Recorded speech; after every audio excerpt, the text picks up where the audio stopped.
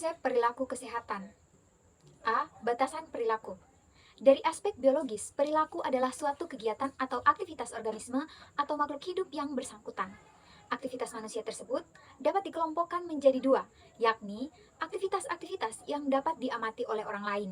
Misalnya, berjalan, bernyanyi, tertawa, dan sebagainya. Dan aktivitas-aktivitas yang tidak dapat diamati orang lain. Misalnya berpikir, berfantasi, dan bersikap. Skinner pada tahun 1938, seorang ahli psikologi merumuskan bahwa perilaku merupakan respons atau reaksi seseorang terhadap stimulus atau rangsangan dari luar.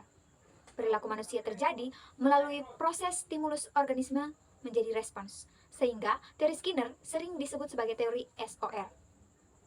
Berdasarkan teori SOR, maka perilaku manusia dapat dikelompokkan menjadi dua, yaitu yang pertama, perilaku tertutup.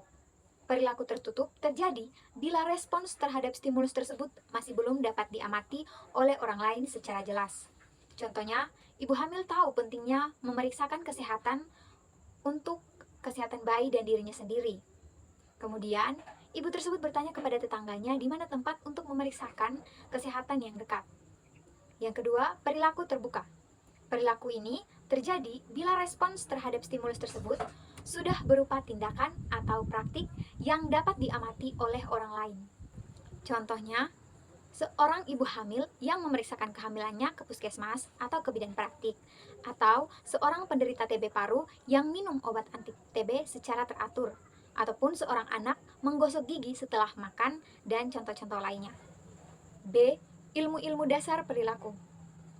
Perilaku itu terbentuk di dalam diri seseorang dari dua faktor utama, yakni stimulus yang merupakan faktor dari luar diri seseorang tersebut, atau disebut juga faktor eksternal, dan respons yang merupakan faktor dari dalam diri orang yang bersangkutan atau faktor internal.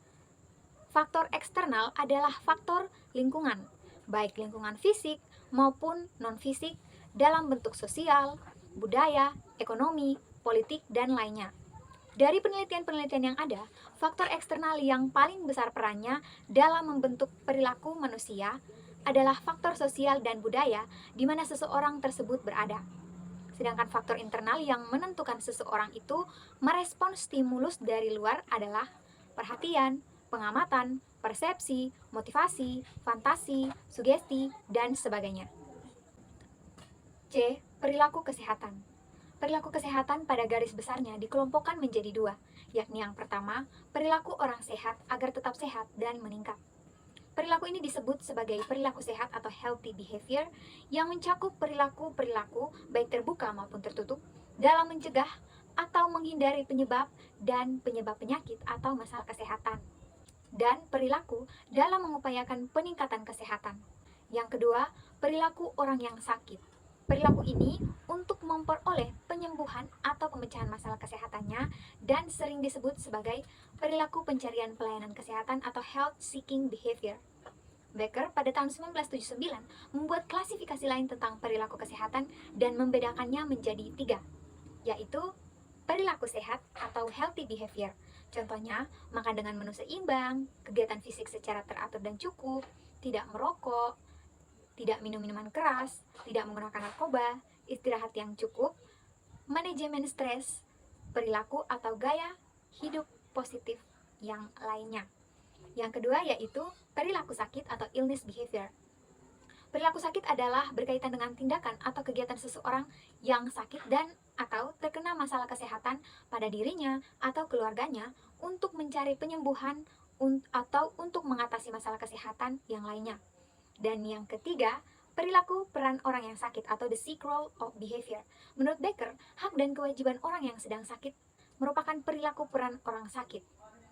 Perilaku peran orang sakit ini antara lain yang pertama, tindakan untuk memperoleh kesembuhan. Yang kedua, tindakan untuk mengenal atau mengetahui fasilitas kesehatan yang tepat untuk memperoleh kesembuhan.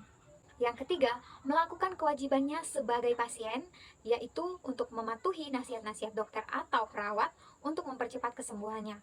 Yang keempat, tidak melakukan sesuatu yang merugikan dalam proses penyembuhannya. Dan yang kelima, melakukan kewajiban agar tidak kambuh penyakitnya. D. Domain perilaku. Benjamin Bloom Pada tahun 1908, seorang ahli psikologi pendidikan membedakan adanya 3 area atau domain perilaku, yakni kognitif, afektif, dan psikomotor. Berdasarkan pembagian domain oleh Bloom ini, dan untuk kepentingan pendidikan praktis, dikembangkan menjadi 3 tingkat ranah perilaku. Yang pertama, ada pengetahuan.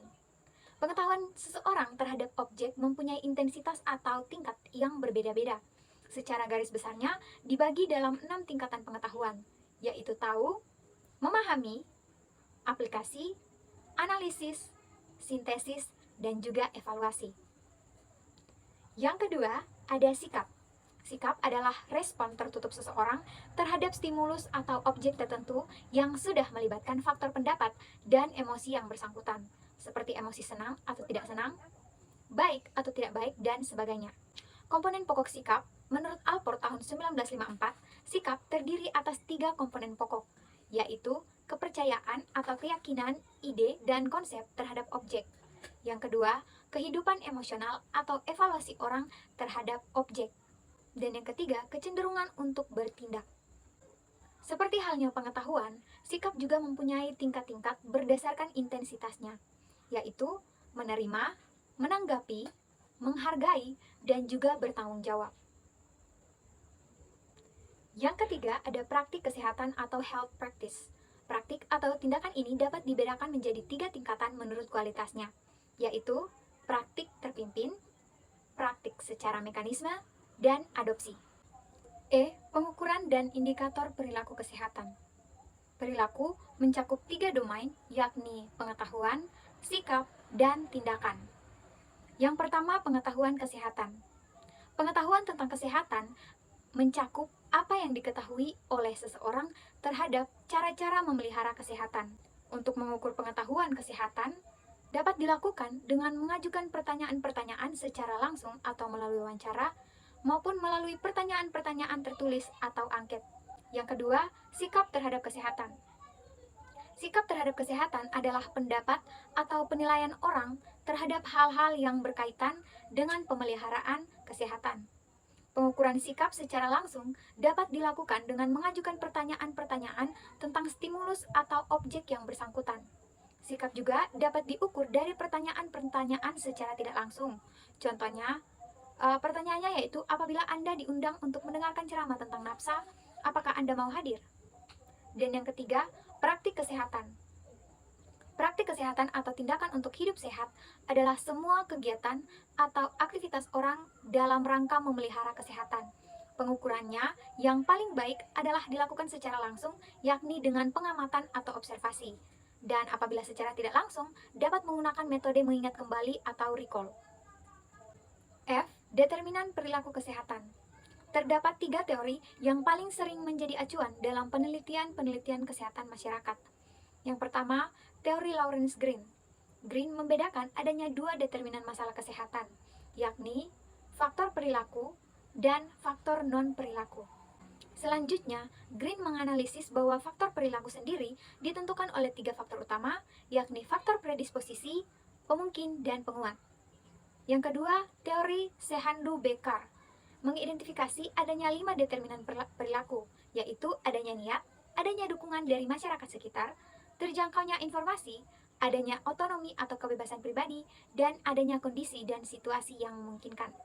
Dan yang ketiga, teori WHO, ada 4 alasan pokok mengapa seseorang berperilaku. Yang pertama, pemikiran dan perasaan. Yang kedua, adanya acuan atau referensi dari pribadi yang dipercaya. Yang ketiga, sumber daya. Yang keempat, sosio budaya setempat.